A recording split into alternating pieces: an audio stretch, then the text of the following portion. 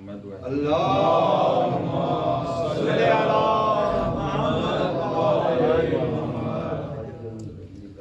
أعوذ بالله السميع العليم من الشيطان اللعين الرجيم.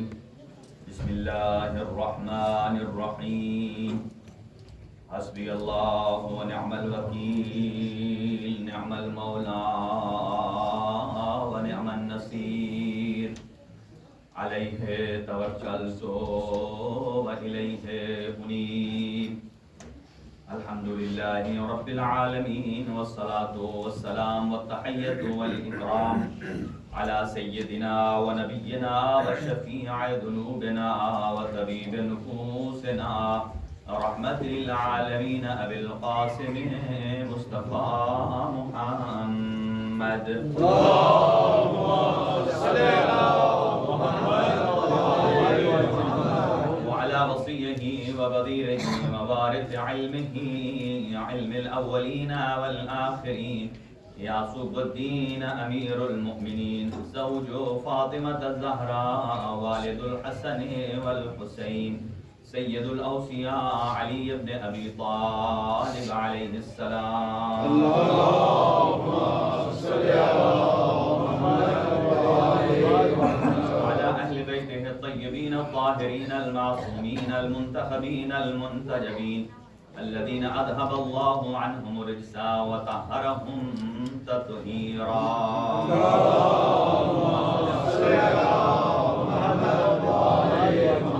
لا سيما على بقية الله الأعظم روحي وأرواح العالمين لتراب مقدمه الفداء.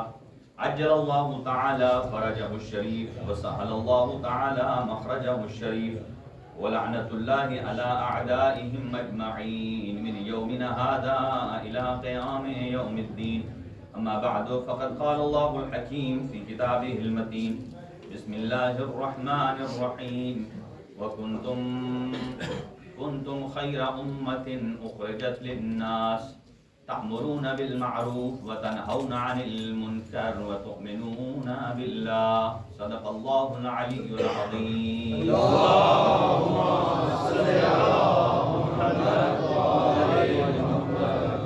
تو یہ کلمات سے آغاز گفتگو ہے. خداوند متعال تمام مومنین مومنات کا ان ایام میں اس صف اعضاء پہ آنا قبول اور منظور فرمائے. ہمارے قلوب کو علوم محمد و آل محمد سے منور فرمائے. علم و عمل کی توفیق عنایت فرمائے.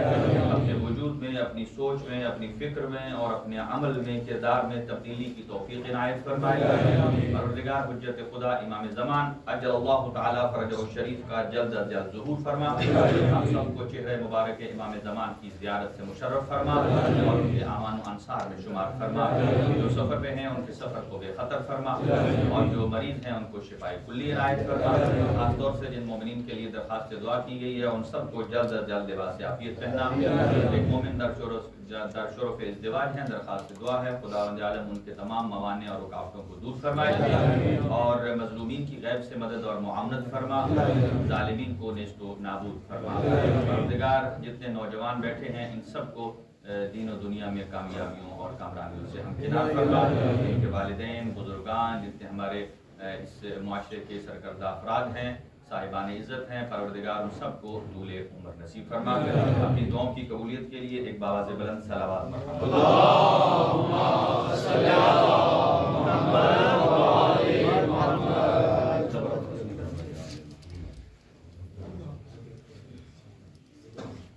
تو آج کا تبرک برادر حیدر رضا صاحب کی طرف سے ہے. خداوند عالم ان کے مال و رزق میں برکت عطا فرمائے اور ان کو صحت اور تندرستی عطا فرمائے اور ان کی جملہ دینی دنیاوی اور شرعی حاجات کو پورا فرمائے. ان کے مرحومین کی مغفرت فرمائے. ایک مرتبہ تمام مریضوں کی شفا یابی کے لیے باواز بلند صلوات.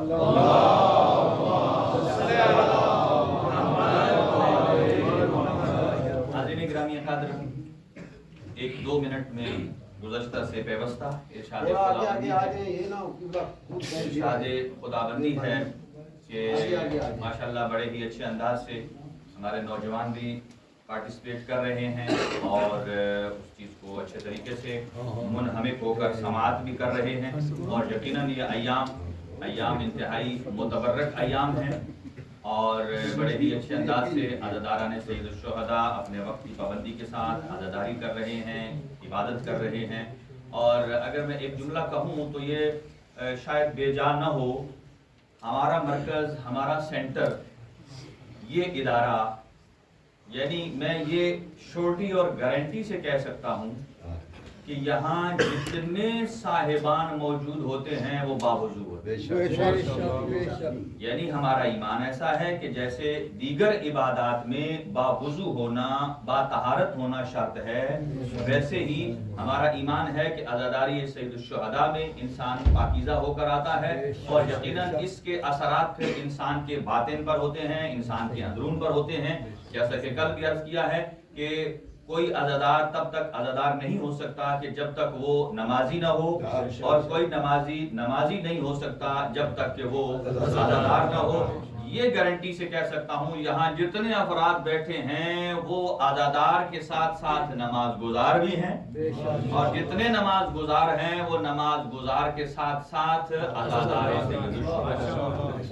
یہ بہت بڑا امتیاز ہے، اور یہی بڑوں سے چیزیں ہمارے بچوں نے سیکھی ہیں. جو چھوٹے آتے ہیں سب سے پہلے باوضو ہوتے ہیں. یعنی ایک بہت بڑا آپ یوں سمجھ لیجئے کہ امتیاز ہے، اور ایک اہل بیت علیہ الصلوۃ والسلام کی طرف سے ایک لطف اور ان کا کرم ہے. آئیے امر بالمعروف کے عنوان سے گفتگو ہو رہی ہے، اور یہ بات یاد رکھیے کہ اگر ہم عزاداری کو کوئی اور نام دینا چاہیں، کہ عزاداری کو کوئی اور نام دیا جائے ان ایام کے لیے، تو ہم اس کے لیے جو بہترین نام ہے وہ ہے امر بالمعروف اور نہی عن المنکر. کیونکہ یہ خود سید الشہداء امام حسین علیہ الصلوۃ والسلام کا انتخاب ہے، اور یہ عزاداری اور عزادار یہ تو بعد میں وجود میں آئے ہیں. پہلے خود سید الشہداء نے ارشاد فرمایا کہ اريد ان امر بالمعروف وانهى عن المنکر. یعنی یہ عزاداری سید الشہداء، ایک جملے میں کہوں کہ عزاداری سید الشہداء نتیجہ ہے امر بالمعروف کا اور نہی عن المنکر. سبحان اللہ. دیکھیے ہم نے نتیجے کو لیا ہے، لیکن وہ بیسک کاز کیا ہے، وہ وجہ کیا ہے جس کی وجہ سے عزادار بنا ہے، وہ ہے امر بالمعروف اور نہی عن المنکر.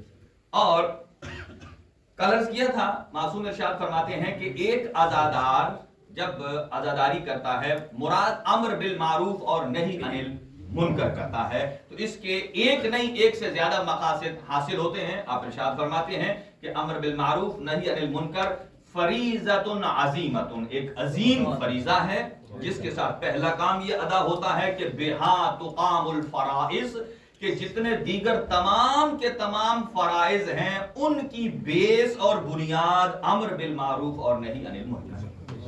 آپ دیکھ لیجئے امر بالمعروف نہی عن المنکر، اگر انسان اس کو پکڑ لے تو ہماری محفلیں بھی باادب ہو جاتی ہیں، ہماری زبان بھی ہمارے دست قدرت میں آ جاتی ہے، ہماری گفتگو میں لطافت آتی ہے، فصاحت آتی ہے، بلاغت آتی ہے، ہمارے کردار میں کوئی جھول نظر نہیں آتی ہے.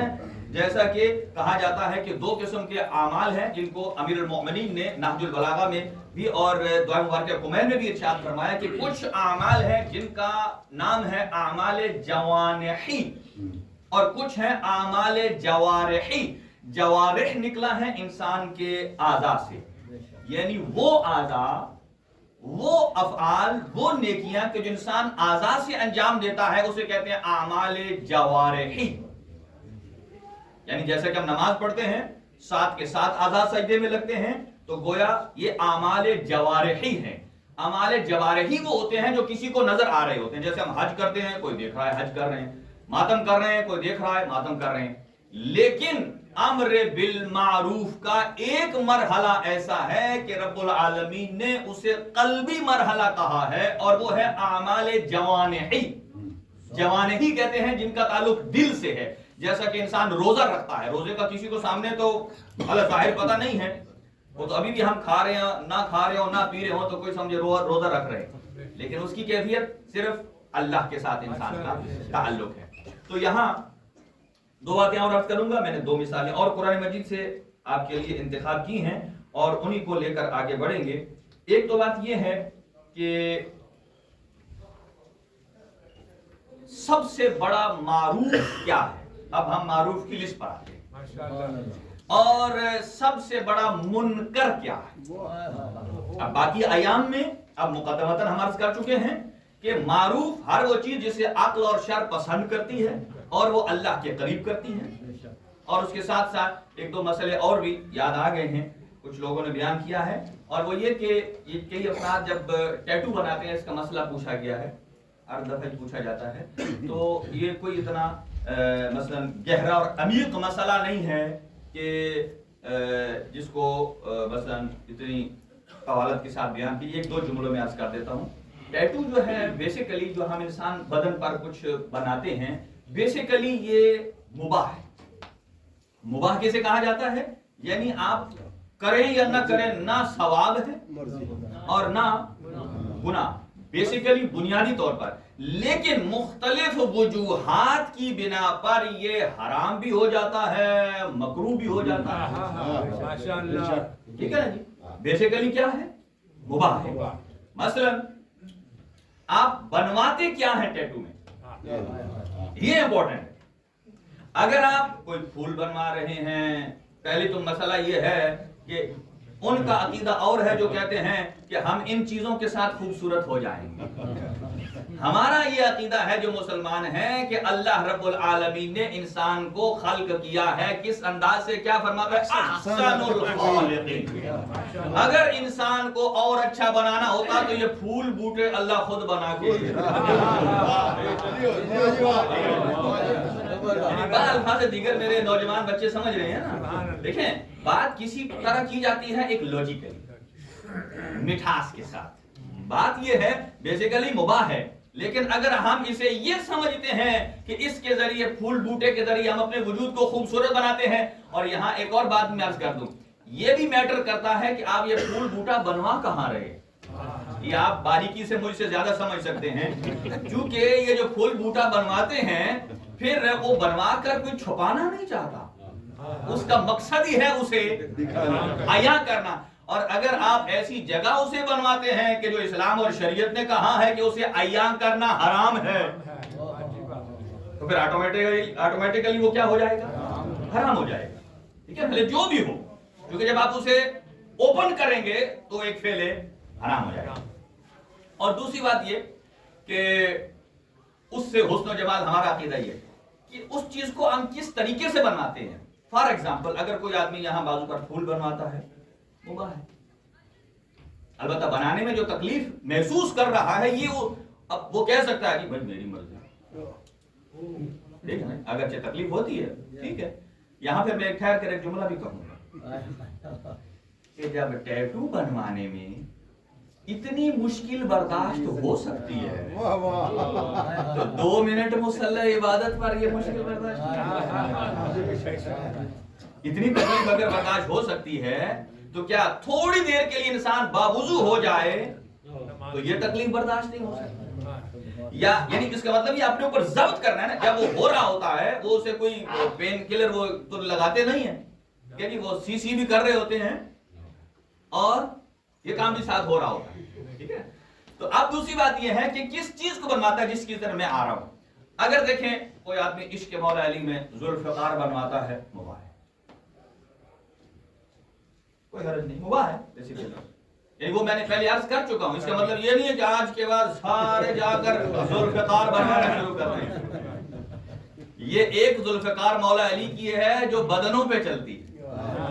ایک مولا علی کی تلوار ذوالفقار وہ ہے کہ جو یہ اس کا الگ ایک مکالمہ ہے کہ ذوالفقار بھی بولتی ہے. ایسا نہ ہو ذوالفقار بول کے ہمارے مد مقابل آ جائے. یعنی کہ میں یہ نہیں کہہ رہا کہ بنوائیں، اجازت ہے، بیسیکلی کوئی کام مباح ہوتا ہے. ٹھیک ہے، دیکھنا یہ ہے کہ وہ کس ڈائریکشن میں جاتا ہے. اب اگر کوئی آدمی ذوالفقار بنواتا ہے یا اس کے اندر پھر لکھوا لیتا ہے لا فتح الا علی، پھر حرام. اب آپ یہ سوچ رہے ہوں گے بھائی صرف ذوالفقار تو حلال، اگر مولا علی کا نام آ جائے تو حرام. کئی لوگ تو یہ استدلال کرنے لگ پڑتے ہیں نا کہ مولا علی کا نام آ جائے تو کہاں حرام ہو جاتا ہے. بھائی ہو جاتا ہے، اس لیے کہ اگر ہمارا یہ یاد رکھیے کہ ہمارا ایمان ہے کہ نبی معظم نے اپنے بعد ایسی دو چیزیں چھوڑی ہیں کہ جو دونوں ہم پلہ ہیں، قرآن اور اطرت اور اہل بیت، تو دونوں کا مزاج ایک ہے، دونوں کے احکامات ایک ہیں. جیسا کہ قرآن مجید کے الفاظ کو بغیر وضو کے ٹچ کرنا حرام ہے، ایسے ہی اہل بیت اطہار کے ناموں کو بغیر وضو کے ٹچ کرنا حرام، اس لیے کہ اہل بیت کے نام وہی حکم رکھتے ہیں جو قرآن کی آیت حکم رکھتے ہیں، وہ قرآن سامت ہے اور یہ قرآن ناطق ہے. اب مجھے بتائیے، جب قرآن کے ٹیکسٹ کو ہم بغیر وضو کے نہیں چھو سکتے تو جو آدمی ٹیٹو بنوا لے گا، ٹیٹو میں یہ ہوتا ہے کہ وہ جب وضو کرے تو خود بخود لگ جائے میگنیٹ کی طرح، وہ تو پرماننٹ ہے نا. اس کا مطلب یہ ہے، دیکھیں یہ جو آیات ہیں یہ ائمہ معصومین کے وجود پر کندہ ہو سکتی ہیں. جب حضور سرور کائنات تشریف لائے ہیں، آپ کے دائیں شانے پر لکھا تھا جاء الحق، بائیں پر لکھا تھا وزاحق الباطل. اور امام زمان بھی اجل اللہ تعالی فرجہ الشریف جب اس دنیا میں تشریف لائے ہیں، آپ کے بھی دائیں شانے پر لکھا تھا جاء الحق اور بائیں پر لکھا تھا زاحق الباطل. یہ دونوں آیات قرآنیہ ہیں اور ان کے وجود پر لکھا تھا. اور یہ عجیب ایک مماثلت ہے کہ حضور سرور کائنات پر بھی امام زمان پر بھی فرق روایات میں یہ لکھا ہے. حضور سرور کائنات پر اس لیے لکھا ہے کہ وہ خاتم الانبیاء ہیں، اور امام زمان پر اس لیے لکھا ہے کہ یہ خاتم الاوصیاء. نعرہ تکبیر، نعرہ رسالت، نعرہ حیدری. جو فرما رہے ہیں آپ، تو اب اگر صرف ذوالفقار حلال جائز اور اگر نام مولا آ جائے حرام. کیوں؟ اس لیے کہ یہ آیت آپ اور ہمارے لیے نہیں ہے.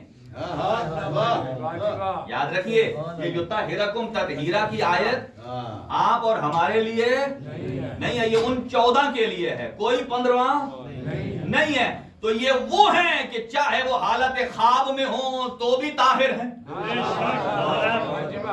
چاہے مسجد کے اندر ہوں تو بھی طاہر ہیں، چاہے مسجد کے باہر ہوں تو طاہر ہیں. تو یہ اہل بیت کے بارے میں حکم ہے، نہ آپ کے اور ہمارے. اگر کوئی آدمی کوئی آیت لکھوا لیتا ہے، علی کا نام لکھوا لیتا ہے، اسے چاہیے کہ وہ فوراً اسے ریموو کرائے. کیوں؟ اس لیے کہ جتنی دیر لگا رہے گا اگر وہ باوضو رہے گا تو ثواب. اور مثلا ایگزامپل 24 آورز میں اگر یہ رہتا ہے مثلا 6 گھنٹے وضو میں، یا 10 کر لیں تو 10 گھنٹے ثواب، آگے 14. اب مجھے بتائیے علی لکھوانے کا فائدہ کیا ہوا؟ میں نے ثواب اگر نہ لکھوایا ہوتا تو باوضو رہنے میں تو ویسے ہی مجھے ثواب ہے، چونکہ میرے دل میں علی ہے، زبان سے علی علی کر رہا ہوں، تو کم از کم 14 گھنٹے کے گناہ سے بچ جاؤں گا. لیکن یہاں جو لکھوا رہا ہے علی کا نام وہ شرعاً درست نہیں ہے. یہ اس لیے کہ کئی افراد متوجہ کرتے ہیں، پھر اچھی بات ہے، اس لیے کہ اگر امر بالمعروف ہم اپنے اندر نہیں کریں گے تو کس نے؟ جب کئی افراد جو ہیں کسی کو نظر آتا ہے تو یہ ایک پولائٹ وے ہوتا ہے تاکہ ہم اس چیز کو حل کر سکیں. اور یہ ایک امپورٹنٹ مسئلہ تھا. اب آ جائیے آگے بڑھتے ہیں کہ سب سے بڑا معروف کیا ہے؟ ذات پروردگار. سب سے بڑا معروف ذات. تھوڑا آپ آگے تشریف لے آئیے، چونکہ میں اگلے ردم میں جانے جا رہا ہوں اور اتنی گہرائی میں اتر رہا ہوں کہ میں ایک دو منٹ ادھر ادھر بھی نہیں دیکھ سکتا، وقت نہیں ہے. اور ایک اور صلوات پڑھ لیجیے.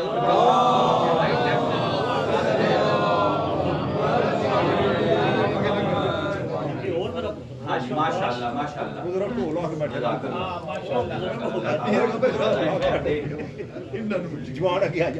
ہاں جی ماشاء اللہ.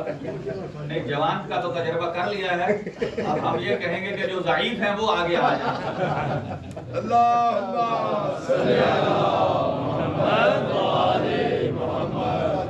دیکھیے سب سے بڑا معروف ذات پروردگار ہے، اور سب سے بڑا منکر کیا ہے؟ شرک پروردگار. شرک परवरदिगार। अच्छा, एक और जुमला सुन लीजिए, यहाँ अर्ज करता हूँ अमर बिल मारूफ के उन्वान में हुजूर सरवर कायनात ने क्या इरशाद फरमाया?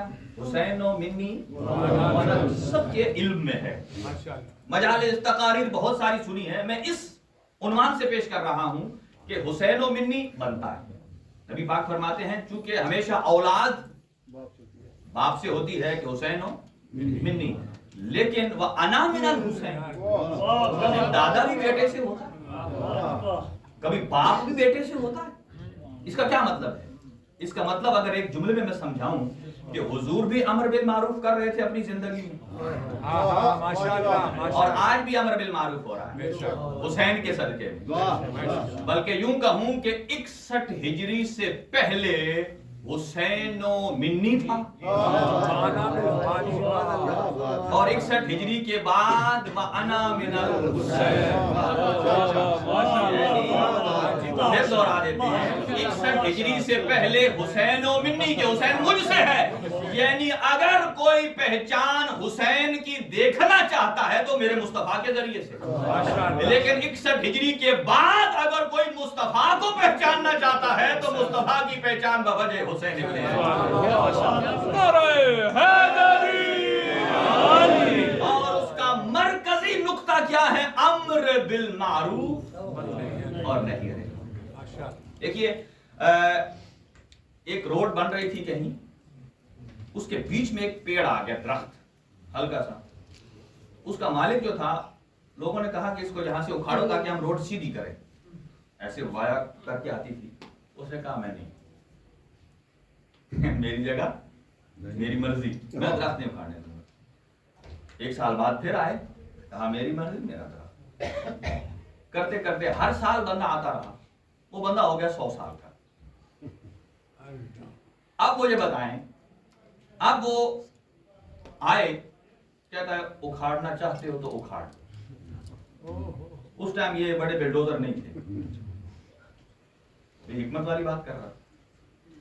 उलमाए अखलाक ने यहां लिखा है कि अगर पहले दिन उसे उखाड़ लिया जाता तो आसान था, क्योंकि वो सिरात मुस्तकीम में बन रहा है रुकावट। सिरात मुस्तकीम में क्या बन रहा है? जब वो छोटा था तो कमजोर था, अब उसकी उम्र हो गई है 100 साल, अब उसकी जड़ें इधर उधर फैल चुकी, अब इसे उखाड़ना मुश्किल है। हुसैन इब्न अली ने अमर बिल मारूफ करके 60 साला पुराने दरख्त जिसकी जड़ें कोई बनी उमैया में गई, कोई बनी अब्बास में गई है, हुसैन इब्न अली ने कला कमा कर दिया। नतीजा आज अगर कोई आदमी यजीद को किसी भी चादर से छुपाना चाहे, ढांपना चाहे, मैं बड़ी मोहतात से अल्फाज इस्तेमाल करता हूं क्योंकि मेरे सुनने वाले मुझसे ज्यादा जज्बात में जाते हैं। मैं बड़ा कंट्रोल करता हूं जज्बात को। अल्फाज ऐसे इंतखाब किए जाएं कि जिनसे अदब भी निकलता हो, फसाहत भी हो, बलागत भी हो, और हमारे नौजवानों तक पहुंच भी जाए। अगर कोई आज यजीद को किसी भी चादर से ढांपना चाहे, चाहे ये चादर लगाए कि वो सहाबी का बेटा इस चादर में भी नहीं आता, चाहे वो ये चादर लगाए अल्लाह गफूर और रहीम, तो भी नहीं बचता। आप कहेंगे क्यों? इसलिए हुसैन इब्न अली के अमर बिल मारूफ का नतीजा खुद यजीद के अपने घर से जाहिर हुआ है कि यजीद के अपने बेटे ने अपने बाप के तमाम उन पर पानी फेर दिया। अभी आप अपने मोबाइल जो भी है जीएसएम, उसको अरबी लैंग्वेज में करके आप वहां सिर्फ उधर एक जुमला लिखें, खुतबा मुआविया इब्न यजीद, आपको मिल जाएगा। उसमें ये जुमले लिखें, वो ये कहता है कद क़तल अबी इतरत रसूलिल्लाह, कि मेरे बाप ने, यहां कहा जाता है कि नहीं खैर ही व शर ही मिनल्लाह ताला, हर नेक काम अल्लाह करवाता है, हर बुरा काम अल्लाह करवाता है। यहां कहते हैं यहां तक कि किसी दरख्त का पत्ता भी नहीं हिलता जब तक अल्लाह न चाहे। قطعاً یہ غلط ہے، یعنی گویا اپنی گمراہی کا سارا الزام خدا بندی عالم۔ اس کا مطلب یہ ہے ہم پاک صاف ہیں، اگر 50% خیر ہے تو اللہ کی طرف سے پوزیٹو، اور اگر 50% شر ہے جو ہم کر رہے ہیں تو یہ تو نیگیٹو ہے۔ اس کا مطلب یہ ہے کہ آدھا اللہ صحیح ہے اور آدھا اللہ خراب ہے۔ وہاں یہ کہتے ہیں کیونکہ یزید نے کوئی ڈائریکٹ تو نہیں مارا، اس نے تو آگے بندوں کو کہا جنہوں نے ڈائریکٹ مارا ہے وہ قاتل ہیں۔ اس کا بیٹا کیا کہہ رہا ہے؟ قد قتل ابی۔ ہر دیکھیے عربی فصاحت اور بلاغت میں ایک لفظ ہوتا ہے قاتل، ایک ہوتا ہے باب افعال اقتل۔ قاتل کا معنی ہوتا ہے مارنا، اقتل کا ہوتا ہے مروانا۔ بیٹا یہ نہیں کہہ رہا قد اقتل ابی، میرے باپ نے مروایا، کہا قد قتل ابی، میرے باپ نے کیا عطرت رسول اللہ۔ اور صرف یہی نہیں کیا، اگلی بات وہ اباح الخمر، اور اس نے شراب کو جائز قرار دیا۔ اب یہاں کئی لوگ کہتے ہیں بھائی آپ ایسے ہی شراب کہتے ہیں، یہ تو خمر تو اور خمر تو اور چیز ہے، بھائی یہ وہی چیز ہے۔ اباح الخمر، خمر کو مباح قرار دیا اس نے۔ اور تیسرا کام اس نے کیا کیا؟ حرب الکعبہ، کعبہ کی بھی حرمت۔ اور 3 سالہ دور حکومت میں 3 دن ایسے بھی آئے کہ مسجد النبوی میں 3 دن آذان نہیں ہوئی۔ 1700 صحابہ کو قتل کیا گیا اس کے دور میں۔ 10,000 سے زائد ایسے بچے اس دنیا میں آئے ہیں جو ناجائز تھے۔ اس کے واقع حرہ کی وجہ سے دیکھیں، بہت بڑی تاریخ ہے، میں ایک جملہ کہہ کر آگے بڑھ رہا ہوں آپ کی خدمت۔ اور نتیجہ کیا نکلا؟ خانہ کعبہ کی بھی حرمتی ہوئی۔ ان کا بیٹا یہ کہتا ہے کیا؟ حرب الکعبہ۔ اور کسی نے کہا یہ خلافت لے لو، توجہ رہے، خلافت لے لو۔ اس کے جملے کیا تھے؟ لم ازق حلاوت الخلافہ، میں اپنے باپ کی اس خلافت کی کڑواہٹ کو میں محسوس کرنا ہی نہیں چاہتا۔ کہا میں اپنے باپ کی جو خلافت ہے اس کی کڑواہٹ، یعنی اتنی کڑواہٹ ہے میں لینا ہی نہیں چاہتا۔ کیوں؟ رعینا بذنوبہ، اس لیے کہ وہ اتنا بڑا گناہگار تھا، اگر میں وہ لے لوں تو اس کا مطلب یہ ہے کہ میں گناہگار کا جانشین بن گیا، میں گناہگار کا جانشین بن گیا۔ اس کا مطلب یہ ہے کہ اسی لیے روایات میں آیا ہے توجہ سے کہ کبھی ایسا ہوتا ہے کہ بری نسل میں اچھا پیدا ہو جاتا ہے، اور کبھی ایسا ہوتا ہے کہ اچھی نسل میں کوئی ایک برا پیدا ہو جاتا ہے۔ اور نتیجہ صحبت ہوتا ہے کہ جیسی صحبت ویسا اثر۔ اب آ جائیے، جس سے ڈھانپنا چاہے نہیں ڈھانپ سکتا۔ وجہ کیا ہے؟ حسین ابن علی کے امر بالمعروف نے اس کے تمام تر رازوں کو اکھیڑ کے رکھ دیا ہے کہ اس کے اندر کیا تھا۔ اب میں جس مثال کی طرف جانا چاہتا ہوں، اگر کسی معاشرے میں خرابی پیدا ہو رہی ہو، اس کے ذمہ دار کون ہیں؟ 3 افراد، ایک حجت خدا، ایک وہ قوم، اور ایک وہ منحرف ٹولہ جو انحراف پیدا کرنا چاہ رہا ہے۔ اب آ جائیے، اس سے پہلے ایک اس کی طرف متوجہ کرتا ہوں، آپ دیکھنا چاہتے ہیں بے شک ساتھ ساتھ آپ دیکھ سکتے ہیں قرآن مجید سورہ مبارکہ طٰہٰ کی آیت نمبر 86 سے لے کر آنورڈ تقریباً 10-12 آیات ہیں جن میں حضرت موسیٰ کا تذکرہ ہے جب وہ گئے کوہ طور پر۔ اب سنیے، حضرت موسیٰ، یہ یاد رکھیے، امر بالمعروف کی بات ہو رہی ہے، نہیں عن المنکر کی بات ہو رہی ہے۔ حضرت موسیٰ کوہ طور پر جاتے ہیں 40 دن کے لیے۔ وَوَعَدْنَا مُوسَىٰ 30 لَيْلَةً، ہم نے 30 راتوں کا وعدہ کیا۔ وَأَتْمَمْنَاهَا بِعَشْرٍ +10، اور فَتَمَّ مِيقَاتُ رَبِّهِ 40 لَيْلَةً، 40 ہو گئے۔ حضرت موسیٰ جب جا رہے تھے تو قال موسیٰ لأخیہ، اپنے بھائی سے کہا 3 کام کرنا، توجہ رہے، 40 دن کے لیے جا رہے ہیں کوہ طور پر، اپنے جانشین کو کہہ رہے ہیں 3 کام کرنا۔ فَخْلُفْنِي فِي قَوْمِي، میری قوم میں میرے خلیفہ بن جائیے، میرے جانشین بن جائیے۔ دوسرا کام وَأَصْلِحْ، ان کی اصلاح کیجئے۔ اور تیسرا کام وَلَا تَتَّبِعْ سَبِيلَ الْمُفْسِدِينَ، اور فاسد اور مفسد لوگوں کے راستے پر نہ چلیے اور نہ ان کی تائید کیجیے. کتنے دن کے لیے؟ توجہ رہے. 40 دن کے لیے ایک نبی جائے تو اپنا پیچھے خلیفہ بنائے, لوگوں کی اصلاح کا بندوبست کرے, اور یہ کہے کہ مفسدین کی تائید نہ کریں, تو 40 دن کا سمجھ میں آتا ہے. اور ادھر نبی نے فرمایا یا علی انت منی بمنزلت ہارون من موسی, اے علی تیری مثال مجھ سے وہی ہے جو ہارون کو موسیٰ سے ہے. جو موسیٰ 40 دن کے لیے جا رہا ہے وہ تو جانشین بنا کے جا رہا ہے, اور جو محمد مصطفیٰ مثل موسیٰ ہیں وہ جب جا رہے ہیں تو بغیر خلیفے. آگے بات آئیے, جب وہ گئے, توجہ, جب وہاں 40 دن تک پہنچے کوہ طور پر, اور جیسے ہی وہاں پہنچے 40 دن میں جب تورات کمپلیٹ ہو گئی, بجائے اس کے کہ وہ خوش ہوں بلکہ خوش ہوئے میرا فریضہ پورا ہو گیا. اچھا, جیسے ہی خوش ہوئے اللہ رب العالمین نے ساتھ ایک اور خطرناک خبر سنا دی. کہا آپ تو ادھر آ گئے ہیں, وہ ازل سامری, آپ ادھر آ گئے ہیں اور پیچھے سے سامری نے قوم کا بیڑا کتنے دن میں, ہاں, اسی لیے کہا جاتا ہے 40 دن میں سامری نے بیڑا غرق کر دیا, لوگوں کو مرتد بنا دیا, لوگوں کو مشرک بنا دیا. اس لیے کہا جاتا ہے امت محمدی حضرت موسیٰ کی امت سے زیادہ اچھی ہے, اس لیے کہ وہ 40 دن میں مرتد ہو گئے, اور امت محمدی 1400 سال کے بعد بھی لا الہ الا اللہ کی گواہی دے رہے ہیں.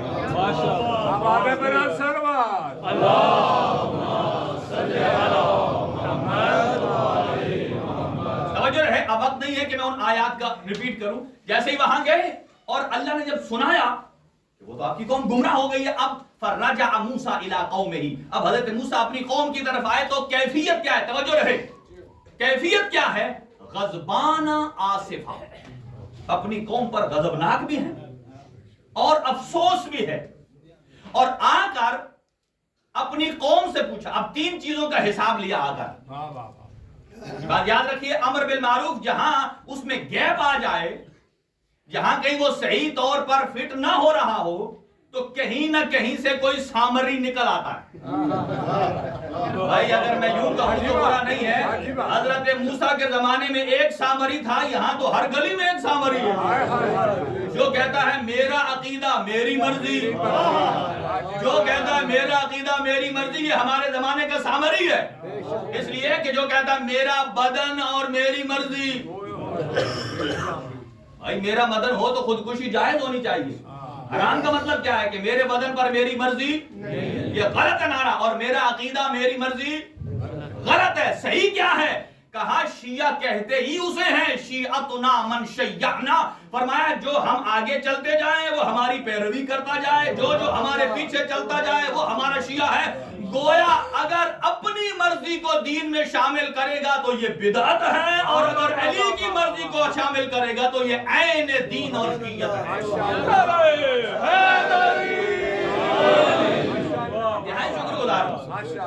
یعنی کہ گویا سامری کسے کہتے ہیں؟ گویا آپ یہ کانسیپٹ سمجھ لیجئے, ہر نیا عقیدہ بنانے والا سامری. اچھا, آپ نے کہیں دیکھا ہے کوئی کسی گھوڑے کے کان میں آذان دے رہا ہو, چھوٹے بچے؟ تو میں آپ کو بتا رہا ہوں, دیکھیں ذوالجناح گھوڑا ہے, جانور ہے, لیکن جب منسوب ہو جاتا ہے امام حسین علیہ السلام کی سواری کے ساتھ, یہ قابل عزت ہے, قابل احترام ہے, بلکہ اس سے بڑا ایک جملہ کہوں, یہ شاعر اللہ میں سے ہو جاتا ہے, شاعر اللہ میں سے ہو جاتا ہے. تو کبھی کسی جانور کا نماز جنازہ ہوتا ہے؟ یہ ہو رہا ہے, جو کر رہا ہے وہ سامری ہے. اسی طرح آپ اور ہمارا انسان کا بچہ پیدا ہوتا ہے تو اس کے دائیں کان میں آذان اور بائیں کان میں اقامت کہی جاتی ہے. اگر اسی ذوالجناح کا بچہ پیدا ہو, یا کسی گھوڑے کا بچہ پیدا ہو اور پیدا ہوتے ہی وہ نیت کر لے اس کو میں ذوالجناح بناؤں گا، اور جیسا ہی پیدا ہو اس کے دائیں کان میں آذان کہے. یہ عقیدہ کہاں سے آیا؟ یہ سامری ہے. اگر آج ایسے سامری کو وقت کے موسیٰ نے نہ روکا، 100 سال کے بعد یہ کمزور درخت ایک تناور درخت بن جائے گا اور لوگ دلیلیں لے آئیں گے. بھائی ائمہ کے زمانے میں بھی ہوتا تھا. دیکھیں یہ باتیں ایسی ہیں، اسے کہا جاتا ہے امر بالمعروف نہی عن المنکر. امام حسین ابن علی نے کربلا میں کون سے ایسے منکر. اچھا ایک اور جملہ، سید الشہداء جب جا رہے تھے کربلا کی طرف، راستے میں رک کر ایک خطبہ دیا 5 لائن کا، اور فرماتے ہیں وقال حسین ابن علی علیہ السلام فی مسیر الی کربلا. توجہ سے جملے سنیے گا. جب امام خطبہ ارشاد فرماتے ہیں اس کا مطلب یہ ہے وہ مقام بیان میں ہے. یہ ایک فصاحت اور بلاغت ہے، یہ انداز ہے معصومین کے کہنے کا. آپ اور ہم جب کہتے ہیں مقام بیان میں نہیں ہوتے، ہم ہوتے ہیں مقام فرط میں، مقام جذبات میں. جب ہم کسی سے بات کر رہے ہوتے ہیں یا ہم نرم لہجے میں ہیں، سخت لہجے میں ہیں، ہماری نرمی اور سختی مزاج پر ڈیپینڈ کرتی ہے، اور ہمارا جو سامنے طرف مقابل ہوتا ہے اس کا ریئیکشن بتاتا ہے کہ ہم کس انداز سے بول رہے ہیں. اگر ہماری زیادہ تعریف کر رہا ہوگا ماشاءاللہ دنیا میں اگر تم ہو تو ایک ہی، اور اگر ایک جملہ کہے نہیں اگر یہ چیز ایسی ہے بس یہاں سے گنتی الٹی ہو جائے گی. امام مقام بیان میں ہے، یہ معصوم ہے، یعنی آپ کا قول سب کے لیے اطاعت کی حیثیت رکھتا ہے. امام نے ارشاد فرمایا، توجہ رہے، ان الدنیا قد تغیرت وتنکرت. آپ ارشاد فرماتے ہیں، آپ اندازہ لگائیے، ہم کربلا سن رہے ہیں، امام کربلا بپا کر رہے ہیں. فرق ہے. اور امام کس انداز سے پیش کر رہے ہیں؟ امام شاہد اور مشہود کی منزل پر ہے. جملہ بڑا سخت ہے، شاید میرے نوجوانوں کو سمجھنا ہے. شاہد اور مشہود اسے کہتے ہیں کہ آپ ایسا کام کر رہے ہو، دیکھنے والا دیکھ بھی رہا ہو، آپ کے کام سے مطمئن بھی ہو، اور آپ خشوع اور خضوع سے وہ کام کر رہے ہو بغیر کسی بناوٹ کے، بغیر کسی بناوٹ کے. تو امام وہاں گئے، فرماتے ہیں ان دنیا، یہ دنیا تغیرت و تنکرت. تغیرت کہ دنیا بدل گئی ہے. یہ جملے سنیے، حضور میں کربلا فرماتے ہیں راستے میں کوئی ملتا ہے کوئی چھوڑ جاتا ہے، کوئی ملتا ہے کوئی چھوڑ جاتا ہے. کسی کا ریئیکشن، ایک کو امام نے دعوت دی، او میرے ساتھ چلو، اس نے آگے سے کیا جواب دیا پلٹ کر؟ کہتا ہے آقا میں تو بزی ہوں، اگر آپ کی مدد کے لیے گھوڑا چاہیے تو میں اپنا گھوڑا آپ کو دے سکتا ہوں. یہ کیا چیز ہے؟ یہ بتا رہی ہے، امام اسی چیز کو نقل کر رہے ہیں، ان دنیا کا تغیرت، دنیا بدل گئی. وہ تنکرت، تنکرت کا مطلب یہ ہے کہ اس کے اندر برائیاں آ گئی ہیں، عمومی ہو گئی ہے. مراد یہ کہ جو مال جتنا خصوصی ہوتا ہے، امپورٹنٹ ہوتا ہے، جتنا عمومی ہوتا ہے، کوئی ویلیو نہیں آتی. نیا کوئی بھی ایڈیشن ہو، سٹارٹنگ میں پرائس بڑی زیادہ ہوتی ہے چونکہ وہ چند لمیٹڈ ہوتا ہے، اور جیسے پھیل جاتا ہے تو پرائس نیچے آ جاتی ہے. اور پھر ارشاد فرماتے ہیں ان دنیا کا تغیرت و تنکرت، فرماتے ہیں وَأَدْبَرَ الْمَعْرُوفِ وَلَمْ يَبْقَ مِنْهَا صُبَابَةٌ كَصُبَابَةِ الْإِنَاءِ. فرماتے ہیں کہ اس دنیا کے اندر سے جو معروف ہے، معروف نے دنیا سے منہ موڑ لیا. باتیں سخت تو نہیں ہیں. دنیا نے یا معروف نے، ابھی تعریف ہم نے کی امر بالمعروف، معروف نے دنیا سے منہ موڑ لیا ہے. اور دنیا میں معروف فرماتے ہیں کتنا رہ گیا ہے، آپ سنیے گا. فرماتے ہیں لم یبقى منها كصبابۃ. صبابہ یہ انگلی کو کہا جاتا ہے، ایک انگلی کے پورے کو. اور جب کسی ہنڈیا میں یا کسی پلیٹ میں آپ سالن کھا رہے ہوں اور جب آپ کھا لیتے ہیں وہ تمام ہو جاتا ہے، اور آخر میں جو آپ انگلی سے صاف کرتے ہیں اسے کہتے ہیں كصبابۃ الاناء، کہ جو انگلی سے برتن صاف ہو جاتا ہے اس میں کتنا کھانا ہوتا ہے؟ بھرا ہوا ہوتا ہے؟ نہیں، مراد نہ ہونے کے برابر. فرمایا اس دنیا میں معروف نہ ہونے کے برابر. اور اگلا جملہ سنیے، امام کا انتخاب کیا ہے. فرماتے ہیں وَخَسِيسُ الْعَيْشِ كَالْمَرْعَ الْوَبِيلِ، فرماتے ہیں کسی بھی جنگل میں کوئی بھی پارک یا کوئی بھی گراؤنڈ ہو، اس میں کچھ پودے ہوتے ہیں، گھاس جو آپ خود لگاتے ہیں وہ اہمیت کا حامل ہوتا ہے، اور کچھ ایسی چیزیں جو خود بخود اگ آتی ہیں، وہ جھاڑی بوٹیاں ہوتی ہیں، ان کو ان دوسروں کو محفوظ کرنے کے لیے ان کو گرایا جاتا ہے۔ فرماتے ہیں خسیس العیش کالمرع الوبیل، اس دنیا میں، دنیا کے باغ میں کوئی اچھی فصل تو رہ نہیں گئی، وہی جڑی بوٹیاں ہیں جو خود بخود اگاتی ہیں اور دوسروں کو نقصان دیتی ہیں۔ اور آگے سے جملہ سنیے گا، امام کیا فرماتے ہیں، توجہ، یہ ہر شیعہ عزادار کی آنکھ کھولنے والا ہے۔ اعلیٰ ٹھہر کر میرا جملہ سنیے گا، جہاں جہاں جگہ ملتی ہے بیٹھ جائیے۔ الا ترون ان الحق لا يعمل به، توجہ رہے، وان الباطل لا ينتهى عنه، کیا آپ نہیں دیکھتے ہو، الا ترون، کیا آپ نہیں دیکھتے، ان الحق لا يعمل به، کہ حق پر عمل نہیں ہو رہا، والباطل لا يتناهى عنه، اور باطل سے روکا نہیں جا رہا۔ اسے کیا کہتے ہیں، اسے امر بالمعروف کہتے ہیں، لا يتناهى والنہی عن المنکر۔ اور پھر فرماتے ہیں ایسے میں ہمارا وظیفہ کیا ہے، ایسے میں دیکھیں امام وہ ہوتا ہے جو علاج بھی بتاتا ہے، صرف لوگوں کو پریشان نہیں کرتا، لوگوں کو مرض نہیں ڈیسائیڈ، بلکہ اس کا علاج بھی بتاتا ہے۔ امام فرماتے ہیں اگر ایسی کیفیت ہو، لِيَرْغَبَ الْمُؤْمِنُ فِي لِقَاءِ اللَّهِ مُحِقًّا، ایک مومن کو چاہیے کہ اپنے اللہ کی ملاقات کے لیے حقیقی تیاری شروع کر دے، حقیقی تیاری شروع کر دے۔ اب ملاقات کا مطلب کیا ہے، ہم بھی کوئی معراج پر جائیں اور ہمارا خدا کرسی پر بیٹھا ہوگا، ملے تو ملاقات ہوگی؟ نہیں، سورہ مبارکہ کہف کی آخری آیت میں ارشاد خداوندی ہے، اللہ ارشاد فرماتا ہے من کان یرجو لقاء ربہ فلیعمل عملا صالحا فلا یشرک بعبادت ربہ احدا۔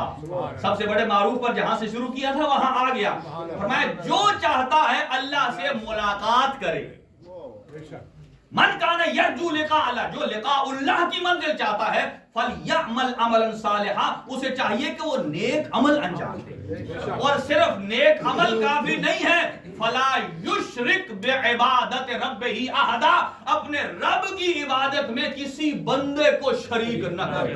نعرہ تکبیر، نعرہ رسالت، نعرہ حیدری، اپنے رب کی بندگی میں کسی کو شریک قرار نہ دے۔ اسی لیے کہا گیا ہے کہ یہ جو بناوٹ ہوتی ہے، ریاکاری ہے، اسے شرک خفی کہا ہے۔ اور آج کل ہمارا کوئی کام بھی ہے غیر اللہ کے لیے، اللہ کے لیے نہیں۔ مثلا اگر میں لباس لوں، کسی دکان پر انتخاب کرتا ہوں، یہ اپنے ذہن میں سوچئے، کسی شیشے کے سامنے جا کر چیک کرتا ہوں تو یہ نہیں کہتا مجھے فٹ آ رہا ہے، یہ نہیں آ رہا، میں پہلے یہ کہتا ہوں لوگ کیا کہیں گے، یہ کیسا ہے، اس کا مطلب یہ شرک ہے۔ اگر میں نیاز دے رہا ہوں اور یہ کہوں کہ یہ نہیں یہ پکاؤ، اگر یہ پکائی تو لوگ کہیں گے یہ نیاز یہ اللہ کے لیے نہیں ہے، اللہ کے لیے نہیں ہے۔ ایک شخص امیر المومنین مسجد میں داخل ہوئے، ایک شخص نماز پڑھ رہا تھا اور اتنی رفتار سے لگتا ہے آگ اسی کو لگی، پھٹ پھٹ ایک دم کھٹ پھٹ رکوع کا ختم۔ مولا نے بلایا، تعال ہنا، آیا اور کہا یہ کیسی نماز پڑھی؟ اچھا، بڑا چالو آدمی تھا، اسے بھی پتا تھا مولا نے مجھے کیوں بلایا۔ کہتا ہے آقا میں دوبارہ صحیح پڑھ دیتا ہوں۔ اندازہ لگائیے، میں آپ کے سامنے دوبارہ صحیح پڑھتا ہوں، اس کا مطلب یہ ہے وہ جانتا سب کچھ ہے لیکن مکار ہے۔ اچھا، جب مولا نے بلایا، اچھا ٹھیک ہے، امام کا کام تو اصلاح ہوتا ہے نا، امام کا کام تو انتقام لینا نہیں ہوتا۔ فوراً اس نے نماز پڑھی بالکل تسلی سے، رکوع سجدہ بالکل ٹائٹ، ٹھیک ہے۔ اس کے بعد کہتا ہے آیا مولا کے پاس، آقا اب کیسی؟ جیسے ہم کہتے ہیں نا، جیسے اب میں لباس پہنا ہوا تھا چینج کیا، اب یہ کیسا ہے؟ حضرت نے مسکرا کے فرمایا اس سے تو پہلے والی اچھی تھی، سبحان اللہ، اس سے تو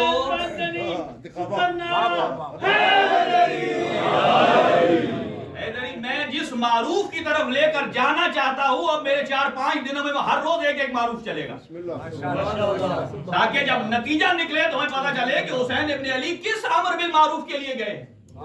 ہمارے معاشرے میں کون کون سی منہیات ہیں، یعنی کون کون سی ایسی چیزیں ہیں کہ جس کو ہم نے اپنے اندر سے نکالنا ہے، تب جا کر ہم صحیح حسینی بنیں گے۔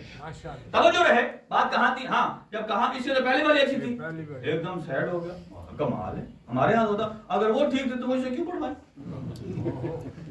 کیوں پڑھوائی؟ پھر کہتا آقا مجھے بتا دیں۔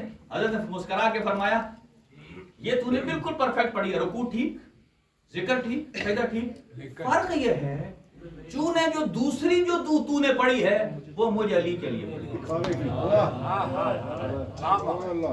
اور پہلی بھلے ٹوٹی تھی، بھلے تو نے رکوع سجدے کی ٹانگ توڑی تھی لیکن تھی اللہ کے لیے۔ اب نتیجہ کیا ہے؟ ہمارے کئی مومنین ان کی نماز صرف اس لیے قضا ہو جاتی ہے چونکہ ان کے مائنڈ میں ایک ٹائم ہے کہ مثلا ظہر اور عصر کی نماز ہم نے پڑھی تو آدھا گھنٹہ لگے گا، وہ کہیں گے اتنا کون مصلی پہ بیٹھے سارا دن کام کر کے آدھا گھنٹے مصلی پر، اس لیے پہلے اذان کہنی ہے، پھر اقامت کہنی ہے، پھر نماز پڑھنی ہے، پھر تسبیح پڑھنی ہے، پھر تعقیبات پڑھنی ہے، پھر دعا مانگنی ہے، پھر سجدہ کرنا ہے، پھر وہ لمبی زیارت پڑھنی ہے 14 معصومین کی۔ بھائی سمجھیے اسلام نام کس کا ہے؟ واجبات اور مستحبات کو سمجھیے۔ اگر آپ نے واجب کو ادا کر دیا تو آپ بری الذمہ ہیں، آپ گناہگار نہیں ہیں۔ مستحب ایڈیشنل ہے، کریں گے تو ثواب ہے۔ جب وقت کم رہ جائے، آپ تھکے ہوئے ہوں تو صرف واجب ادا کر لیجئے۔ سبحان اللہ، ماشاءاللہ۔ آذان دینا واجب نہیں ہے، اقامت دینا واجب نہیں ہے، بارہا بتا چکا ہوں، اور بعد میں تسبیح فضیلت ضرور ہے، دعا زیارت بڑی فضیلت ہے، لیکن صرف رکعات کو پڑھ لیجئے اور آپ اپنے واجب کو ادا کر لیں گے۔ ماشاءاللہ ماشاءاللہ۔ آپ کیا سمجھتے ہیں حسین ابن علی نے جو روز عاشور کی نماز پڑھی ہے وہ آدھے گھنٹے والی پڑھی ہوگی؟ جبکہ 2 بندے محافظ تھے، اور جیسے ہی تیر آئے لگے اور گرنے والے نے تیر برداشت نہ کر کے دولت سے ایک جملہ کہا، حل وفیت عہدی، اے آقا میں نے اپنا وعدہ پورا کر دیا، میں نے آپ کی حفاظت کر کے وفا پوری کر دی ہے۔ اب سنیے جو امام حسین نے جواب دیا، فرماتے ہیں جعلک اللہ من المصلین، اللہ تجھے محشر میں بھی نماز گزاروں میں سے محشور کرے۔ اب ایک اور روایت سنیے، ایک بندہ چھوٹی نماز پڑھتا ہے، ایک بندہ لمبی نماز پڑھتا ہے، لیکن چھوٹی میں خشوع و خضوع بحال رکھ سکتا ہے، لمبی میں خشوع و خضوع بحال نہیں رکھ سکتا۔ روایات میں ہے ایسا آدمی کے لیے مستحب ہے کہ وہ مختصر پڑھے لیکن خشوع و خضوع، یہ ہے اصل دین، خشوع و خضوع کے لیے۔ لہذا اب بات کہاں چلی تھی؟ کہاں سے کہاں؟ امر بالمعروف نہی عن المنکر، اور یہاں جو سب سے بڑا معروف ہے وہ ہے ذات پروردگار۔ اور اگر کوئی آدمی، امام حسین نے فرمایا کہ اگر اس کیفیت میں لیرغب المومن، مومن کو چاہیے اپنے آپ کو پریپیئر کرے اللہ کی ملاقات کے لیے۔ اور پھر آخر میں کیا جملہ ارشاد فرماتے ہیں؟ فرماتے ہیں لا اری الموت الا سعادہ ولا الحیات مع الظالمین الا برما۔ کہا یہ حسین ابن علی ذلت کی زندگی سے عزت کی موت کو پسند کرتے ہیں، یعنی لا اری الموت الا سعادہ، حسین ابن علی اس موت کو سعادت سمجھتا ہے، ولا الحیات مع الظالمین الا البرما، اور ان ظالمین کے ساتھ زندہ رہنے کو رسوائی سمجھتا ہے حسین ابن علی۔ لہذا ہم آ جائیے، میں وقت تمام ہو گیا، ایک نتیجہ اور دے دوں، باقی یہاں سے گفتگو کل کریں گے کہ حضرت موسیٰ نے کس انداز سے امر بالمعروف کیا، اور جس معاشرے میں خرابی پیدا ہوئی، ملحدین پیدا ہوئے، اللہ کے نبی نے اپنے جانشین سے بھی پوچھا یہ کیوں ہوا، حضرت ہارون سے، اپنی قوم سے بھی پوچھا، اور اس سامری کو بھی بلایا، تو ادھر آ بھائی تو نے کیا کیا۔ انشاءاللہ اس کا آپریشن کل ہوگا، لیکن ایک نتیجہ یاد رکھیے، مکتب اہل بیت کے نتیجے، اس کا خلاصہ کیا ہے؟ عقائد کا 3 جملے یاد رکھیں۔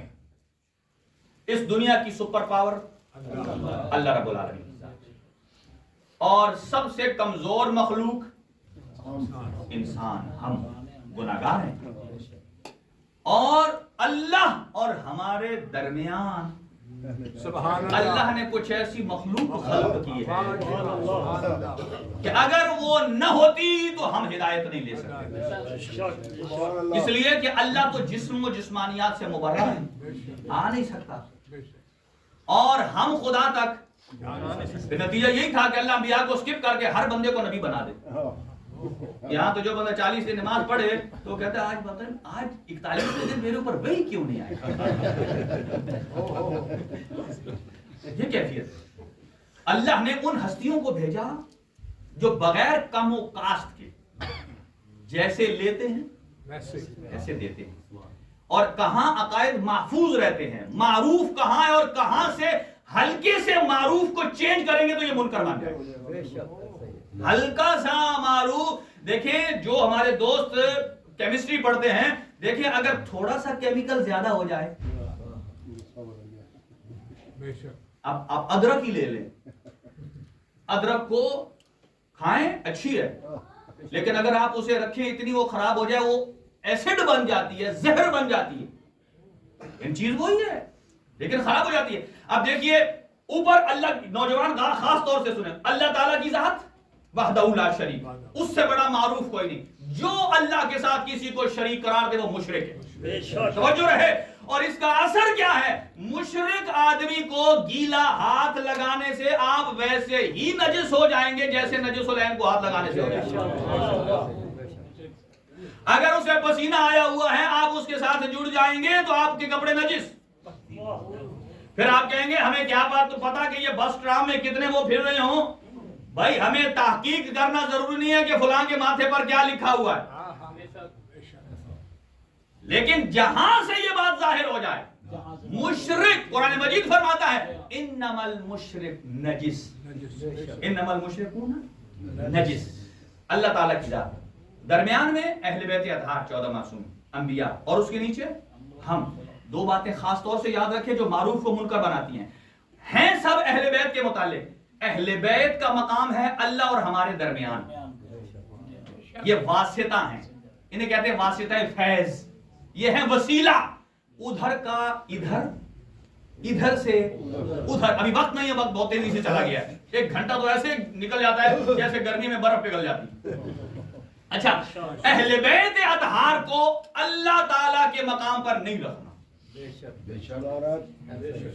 याद रखिए, ये मैं इसलिए बता रहा हूं कि बहुत सारे सामरी हैं,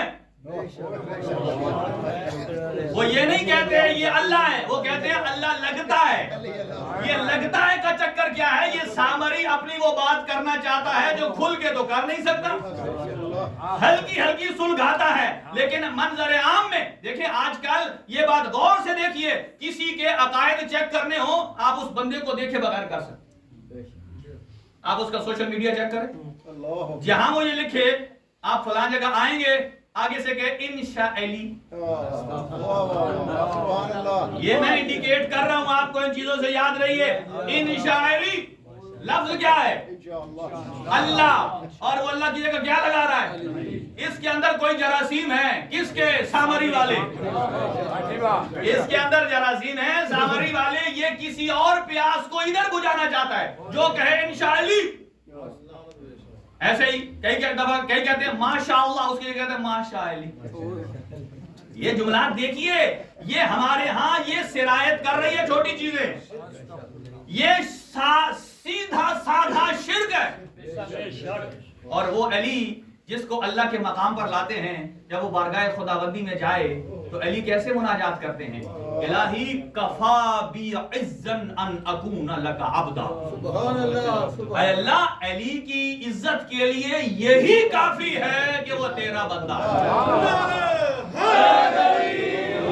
अली की इज्जत के लिए इतना ही काफी है कि वो तेरा बंदा। जुमले पूरे सुनिएगा। अली की इज्जत के लिए इतना काफी है कि वो तेरा बंदा है। वकफा बी फखरन अन तकून अली रब्बा। और अली के लिए यही मकामे फख्र है कि अली किसी और को नहीं, तेरी जात को अपना रब मानता है। तेरी जात को अपना چل جاتا ہے کہ آپ کی تائید کس عقیدے کی طرف ہے. ماشاءاللہ آپ نے بہت ہی اچھے انداز سے کی. اس کا مطلب ہے یہاں سارے موحد ہیں, کوئی سامری کے جراثیم والا نہیں ہے. اب اگلا جملہ سنیے, فرماتے ہیں اے اللہ میرے لیے مقام فخر ہے, تیری جیسی ذات میری رب ہے. اگلا جملہ, اے اللہ جیسا علی چاہتا تھا اپنا رب, جیسا علی چاہتا تھا اس کا رب ہو, ایسا علی نے تجھے پایا. اب جیسا تو اپنا بندہ چاہتا ہے ویسا علی کو بنا کے دکھا دے. زبان کے ساتھ دل والا علی مولا.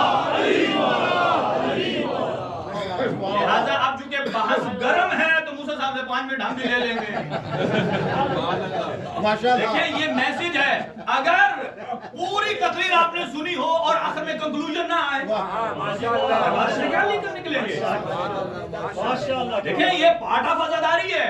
اب یہاں آ جائیے, اس کو جملے کو کمپلیٹ کرنے دیجئے, کل یہیں سے شروع کریں گے. اوپر اللہ کی ذات, نیچے ہم, اور ہم اسی قابل ہیں کہ نیچے رہیں.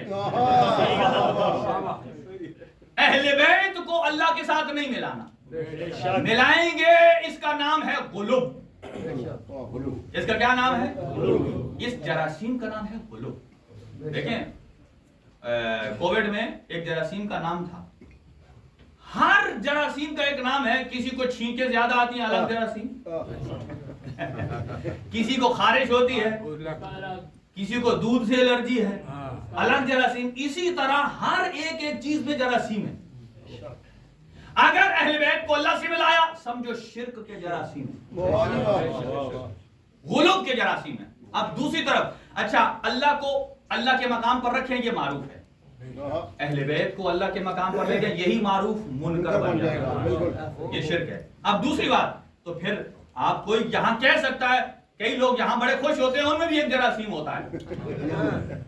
ان میں کون سا جراثیم؟ ان میں جراثیم ہے کہ ہم نبی جیسے, یہ بھی ایک جراثیم ہے, گردش کر رہا ہے. وہ کہتا ہے ہم اہل بیت جیسے. ارے بھائی اہل بیت کا مقام یہ ہے, اگر اللہ کے طرف لے جائیں گے تو غلو, اور اگر اہل بیت کو اپنے ساتھ ملائیں گے یہ بھی منکر ہے, اور اسی کا نام ہے تقصیر. اس کا نام کیا ہے؟ مقصر. اور اصل میں تقصیر یہ ہے, اصل میں تقصیر اور مقصر یہ ہے. لیکن آج ایک جراثیم ہے جو بھی اہل بیت کو, علی کو اللہ بناتا ہے, اس کے اندر خود مقصر کے جراثیم ہے, خود مقصر کے جراثیم ہے. دیکھیے یہ الفاظ اصطلاحات استعمال نہیں کرنی چاہیے, اس لیے کہ مشرک, نصیری, غالی, یہ آپ اور ہم کسی کو ڈگری نہیں دے سکتے. ہمارے پاس ایک پیمانہ ہے. آپ صرف دیکھیں, کوئی اگر اللہ کو وحدہ لا شریک مانتا ہے تو مسلمان ہے, اگر اہل بیت کو اللہ کا واسطہ وسیلہ ہادی برحق مانتا ہے تو مسلمان ہے, شیعہ ہے, اور اپنے آپ کو اہل بیت کا خادم کیا ان کی قدموں کا خاک بنائے تو یہ امتی ہے, امتی ہے. اب ایک جملہ عرض کر کے آگے بڑھتا ہوں, وقت تمام ہو گیا ہے, کہ جو اللہ کی طرف سے ہیں ان کا مقام الگ ہے. حضرت آدم علیہ السلام کو جب اللہ نے روح ڈالی, کانشیس ہوئے, ادھر ادھر دیکھا تو کچھ انوار نظر آئے.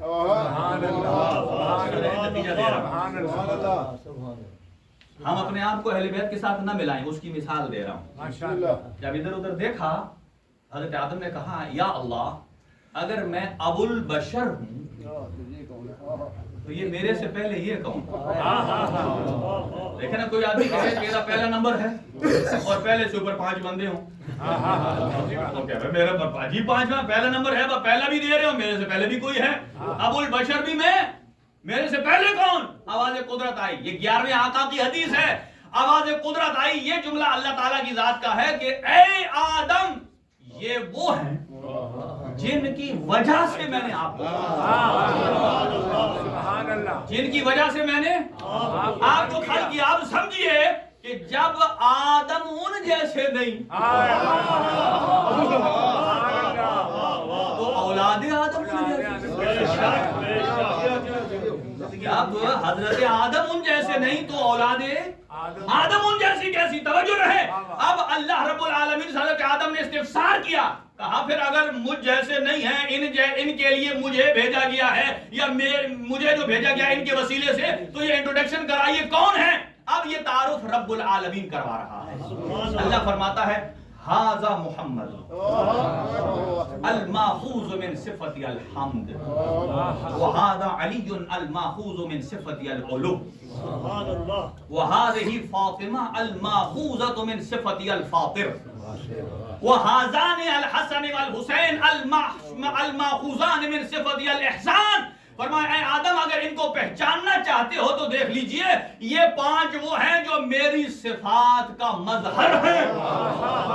صفات کا مظہر ہونا اور ہے، خدا ہونا اور ہے. اللہ وحدہ لا شریک ہے. اللہ نے یہ نہیں فرمایا کہ یہ مجھ جیسے خدا ہیں، میری صفات کا مظہر ہے. فرمایا ھذا محمد الماخوذ من صفت الحمد. اگر مجھ اللہ کی حمد کو مجسم شکل میں دیکھنا ہے تو میرے حبیب محمد مصطفیٰ کو دیکھ لو. اگر میرے علو اور مقام اور بلندی کو دیکھنا ہے تو میرے علی کو دیکھ لو. اگر فاطر السماوات والارض کو دیکھنا ہے تو فاطمہ الزہرا کو دیکھ لو. اگر میرے محسن ہونے کو دیکھنا ہے تو حسن مجتبیٰ کو دیکھ لو. قدیم الاحسان کو دیکھنا ہے تو حسین ابن علی کو دیکھ لو. گویا اللہ فرماتا ہے وحدہ لا شریک میں، واحد میں، یکتا میں، لیکن جنہیں میں نے بھیجا ہے وہ میرے مظہر ہیں.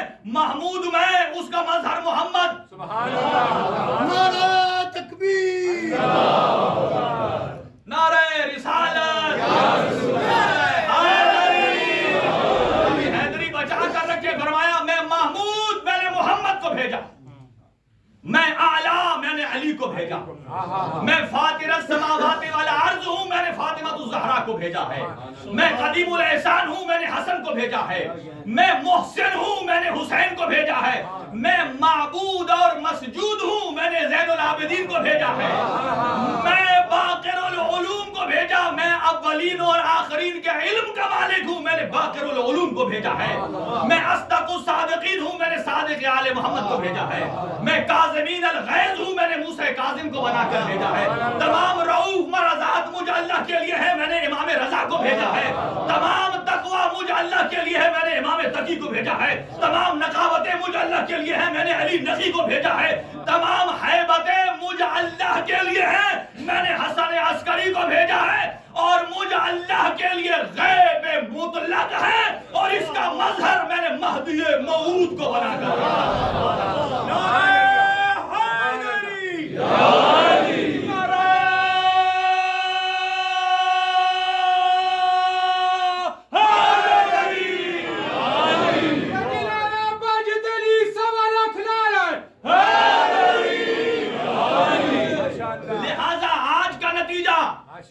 کہ اللہ وحدہ لا شریک، اہل بیت کو اللہ سے نہیں ملانا، نہیں تو معروف منکر بن جائے گا.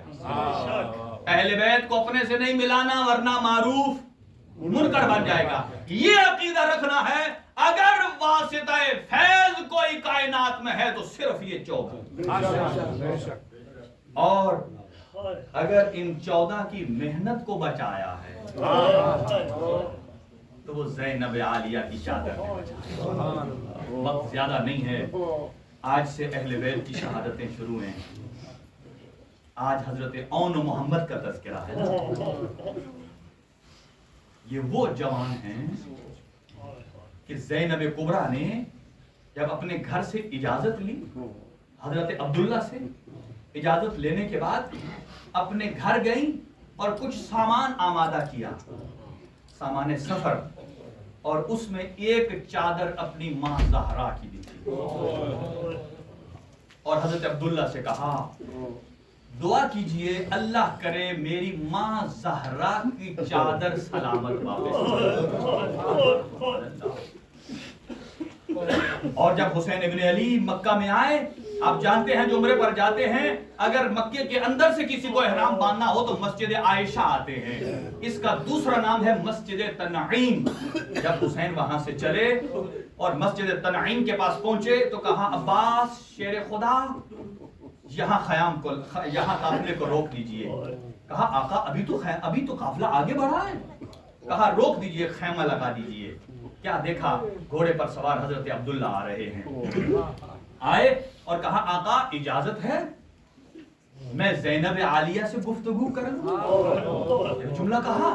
حضرت نے فرمایا اے عبداللہ آپ نے مجھے بڑی عزت دی ہے، آپ حاکم ہیں، آپ بات کر سکتے تھے، لیکن آپ نے مجھ سے اجازت لے کر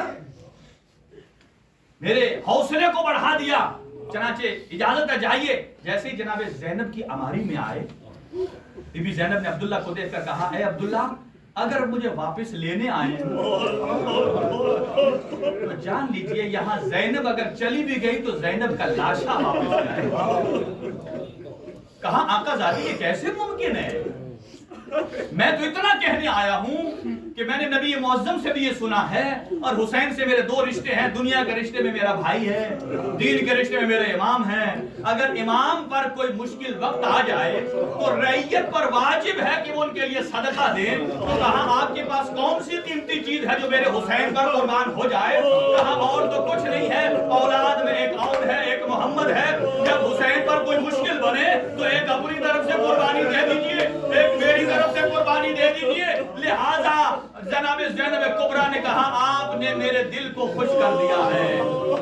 آ گیا آخری دن روز عاشور، اور شب عاشور کو مظلوم کربلا جب ہر خیمے میں گئے نا، کیا جب زینب کبریٰ کے خیمے میں گئے کیا دیکھا؟ دونوں شہزادوں کو سامنے بیٹھایا ہے. یہ جو پردے میں میری مائیں بہنیں بیٹھی ہے نا، اس جملے کو سمجھے گی. ابھی آپ شرم کر کے گریہ نہ کریں. آج پردہ، آج پرسا دو اس بیوی کو کہ جس کے بازوں میں رسن بندی ہے. آج زینب کبریٰ کو پرسا دینا ہے نا. شب عاشور مظلوم کربلا نے دیکھا ہے، شہزادوں کو سامنے بیٹھایا ہے، اور یہ کہہ رہی ہے کہ کل جب رن پڑے گا نا تو آپ دونوں، مجھے پتا ہے کہ حیدر کرار کے نواسے ہو، جعفر طیار کے پوتے ہو، لیکن یاد رکھنا جب فرات کے کنارے پر پہنچ جاؤ نا تو پانی نہ پینا، اس لیے کہ اصغر پیاسا ہے، اس لیے کہ سکینہ پیاسی ہے. اور جب دوسرا دن آیا اور جب اجازت جنگ مانگی، ماموں کے پاس جب جاتے تھے نا تو کہا آپ میری بہن کی نشانی ہو. ایک مرتبہ زینب کبریٰ نے حضرت عباس کے ذریعے پیغام بھجوایا، آقا سے کہیے میرے بچوں کو اجازت دیجئے.